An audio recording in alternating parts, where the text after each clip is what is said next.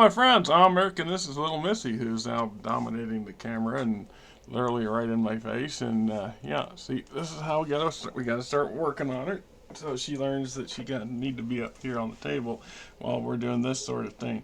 Because in the past, I've been putting her over here in the cat carrier, but over the last let's just say last 2-3 weeks, we trying to step up and stuff on it. Oof, what I tell you. Yeah, we're gonna do a video today. I promise. We get to this here in a minute. A couple of things I wanted to, my normal gripe and bitch and moan. So there is a video I posted a while back that I'm going to redo the video because somebody complained about it, and the complaint was valid. Sometimes I get bored with something, or I'm just tired as all get out, or I just don't give a shit. I'm just saying.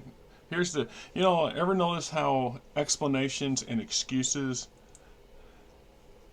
it's just a perspective of who and what, and sometimes the why.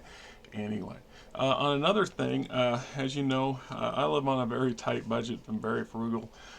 Frugal out of habit. I don't, every time I turn around, I'm in issue with it. Trying to juggle this open marketplace insurance stuff and understand how that works with my wife being on disability. So I owe the IRS almost $2,000, $1,900 for this next year. It took us a year and a half to pay off the last time we owed them money, and plus I'm going to have to sometime soon. I'm going to have to alter my W-4 at work to have some more extra taken out each week to pay the feds, so I get ahead of some of this for next year, and then readjust my insurance, which means more out of pocket for me, which is, I don't know where I'm supposed to get this extra. It just never ends, right? So in the process of attempting to do that, luckily my van payment's a couple payments away from being finished, which with, knock on everything that the van holds up for another year. I'd like to get at least get a chance to pay off the furnace loan we still have. Once it's paid off, then I can get another vehicle, because this van will be quite old at that point. In fact, we don't drive it as heavily as a lot of people drive. It's very short distance to where I work. The occasional running errands and stuff, on average 4 or 5 times a month. I only spend about $50 a month in gas.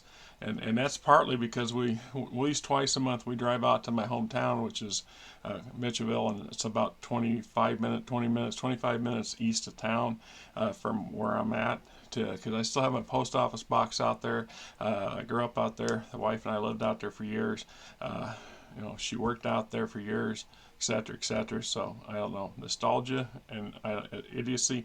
Anyway, this past Friday, I finally went down to the Verizon store, and I got one of their home high-speed 5G internet doohickeys. That's about $55-$60 a month, and so far I've disconnected Mediacom on Thursday morning. I'm just letting it sit there while we're running off of this 5G, and I've managed to upload videos from YouTube channel. We watched Netflix stuff a couple times, and some stuff from YouTube on the TV, so the TV is running off of it as well as my laptop. This would cut my $129 a month Mediacom bill, would net us at least close to $50 savings, which, like I said, everything I can to try to find ways to shave dollars and cents and stuff.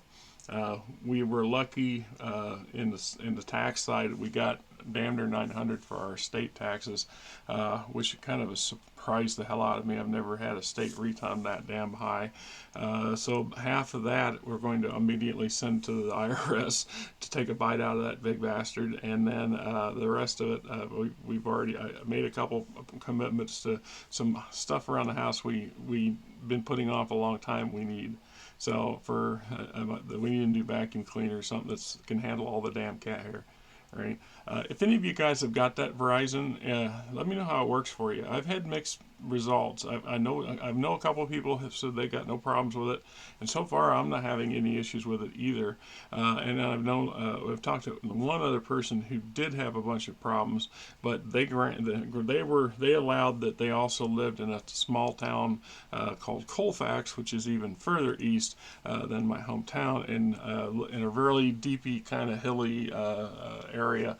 So maybe they didn't have that good connectivity. I'm literally on the north edge of town of the state capital, so yeah, we got 5G here, no problem. So hey, down to the thing, right? All right, so this is Nightmare Keep. And in a way, this is also kind of a nightmare module to run, in my opinion. I've made one attempt at running it. After that point, I just used it for reference material and things like this. Let's see, I've got to... I always got to play with this stuff because the cats, yeah, I don't have my shirt all the way. This shirt doesn't quite fit. For whatever reason, I've lost weight, but this shirt has shrunk. I don't get it. So, I only have 3 flannels right now for winter, so I gotta make do. Hopefully, eventually, I can afford to buy a few more. They're kind of expensive when you want decent ones in my size. So this comes with a very nice map of the region, and it's basically, an overall wall map. That's all I always say. This is the sort of thing you pop up on thumbtacks on the wall, nearest wall when the game room's going, because then people can look at it and go, yeah. It just adds just a hair bit of flavor to the game whenever you're in function. The cover itself also functions as a DM guide. So you pop it off, you get the typical outside, inside. It's a even smaller map of all the communities. And keep this map in mind, because we're going to get to one of the things that kind of peeved me about the game, this adventure module. Right. So anyway, you've got the sensory phenomenon table. So I don't know, a bunch of different things you may or may not. An eerie rain, a lilac smell, a foul taste, flashes and shrieks, menacing hand, tickling insects. And we have physical encounters table. See, all right, so we have a lot of stuff on our plate. And to start with, written by this Mr. Rick Swan. I don't know if he's produced any other material, but I know one thing. It says it right in here, this is geared for a very high level party of characters. So you're looking for characters on the average of 15th to 20th level, because this thing is supposed to be that brutal.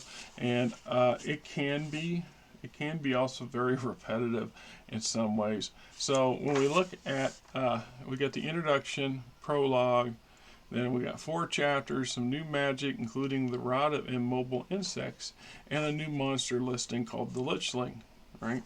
So at the end of the day, there's this bad guy who's turned herself into a lich, and she used to be a powerful witch, and is decided she wants to create a sustained, long-lasting kingdom in Faerun ruled by her, and she's got a plan to do this. And this is part of the stuff that's been causing disappearances and other eerie things going on in the area. Meanwhile, the local authorities seem to be powerless to stop them, of course, the typical story. And so they start looking for a very powerful group of people, and they give you some suggestions on how the group gets together, or how you might recruit them, etc.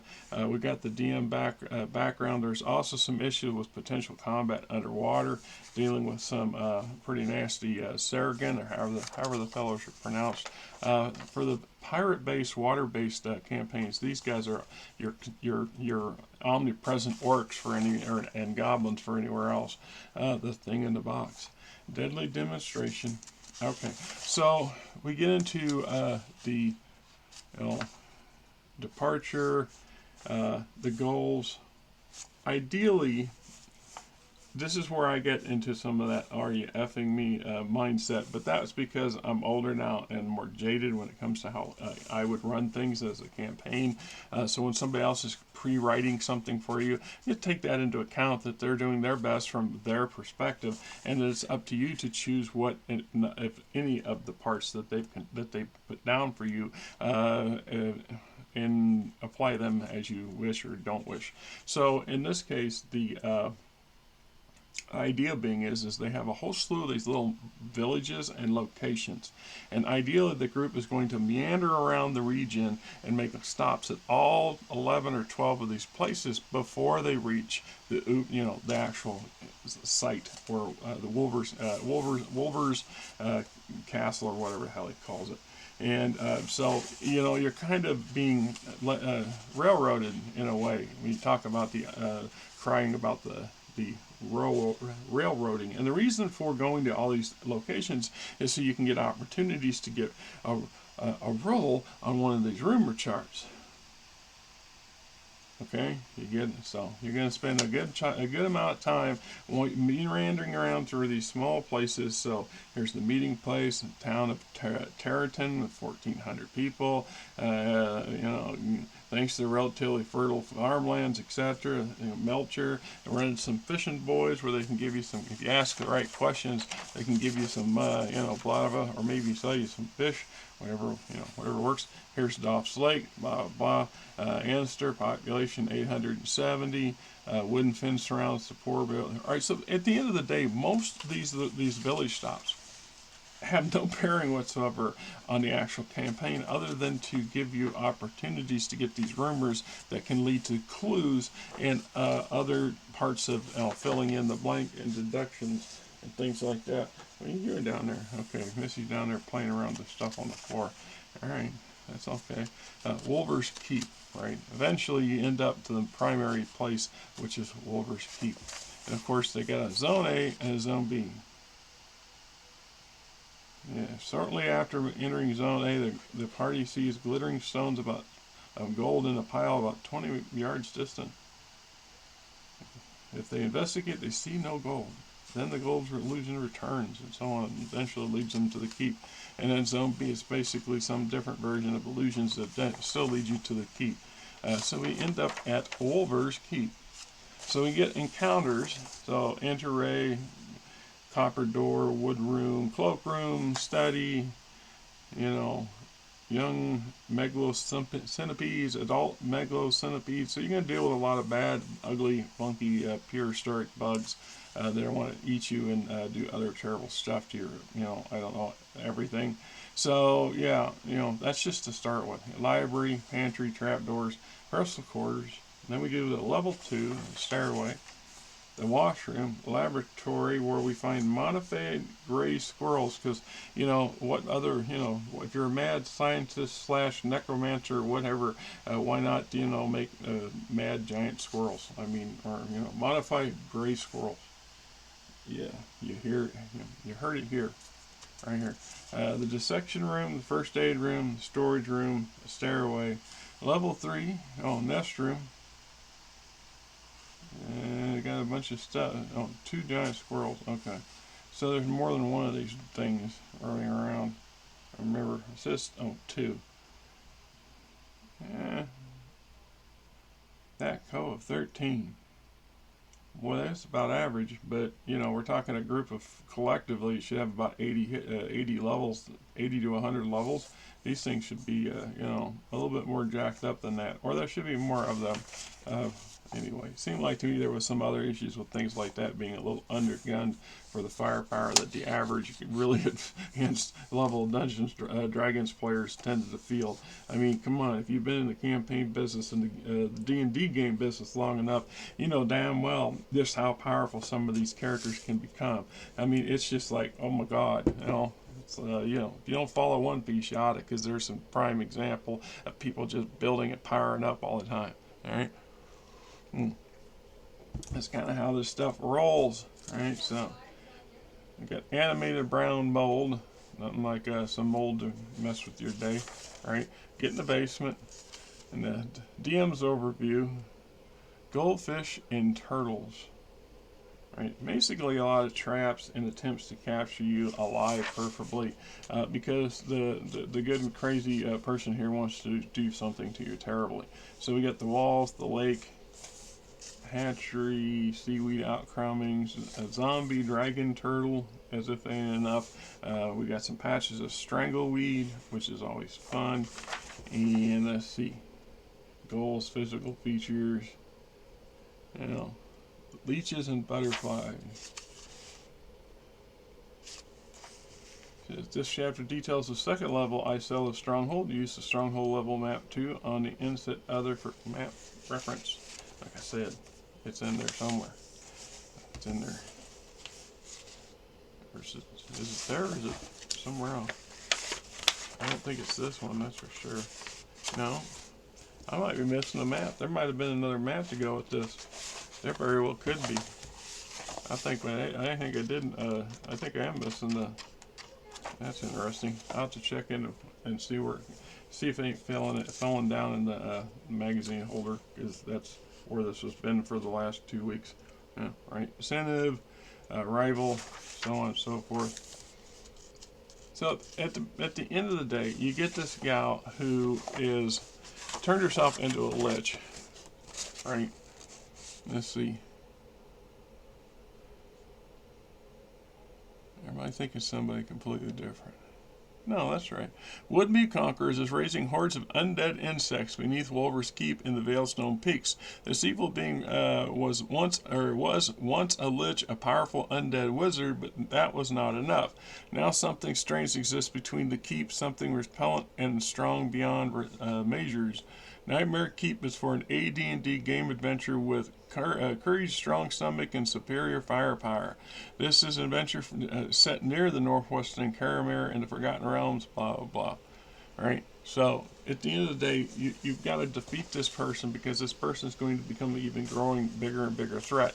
So, if potentially, this campaign doesn't go successfully, and this is one of those things I've always loved about the bigger, having a big sandbox. For Forgotten Realms being such a big sandbox, you could have a group of players who, for one reason or another, succeed or fail at this adventure, for example. And then the group breaks up, or the group gets eradicated, and you end up with 1 or 2 players out of 4, maybe 1 player that hangs on, and then you get another group of players and you start yet another game. And the campaign, and you agree to give that guy the opportunity to keep the character he had prior. And so at that point, there's history. So he would remember all the incidents that took place here. So you could use references from this or other things. So what if they were unsuccessful? And then, a literal year later, and your new group of people with the old player that was there is, out here in the world, and they become aware of events that suspiciously remind so-and-so of the events that his group failed to deal with at this Wolver keep. So, I mean, there's always that, connectivity I always like.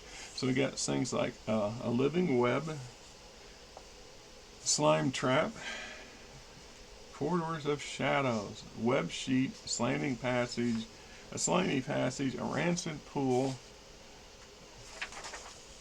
Just like a whole slew of one trap after another. The giant leech. Yeah, the guy gave himself some effort, but there still reeks a lot of like the older modules where you get this dungeon crawl feel to them. And while there's a theme, so most of the stuff fits the theme. I mean, I'll grant you that, because I've been in and I have ran plenty of that damn dungeon crawls where you just randomly throw crap in there and you're like, how the hell did this thing and that thing and those things cooperate long enough not to eradicate each other for my party's people to show the hell up here? I mean, but that's sort of the things we learn and we adapt to, and we become aware of, or we don't, because once again, I've got some associates who've been playing for 40 years, and they, I don't know, they've developed their way they're doing things and their style, and there's no way of changing them. So we get into more stuff, flying glass skeletons, and now we get some lichlings.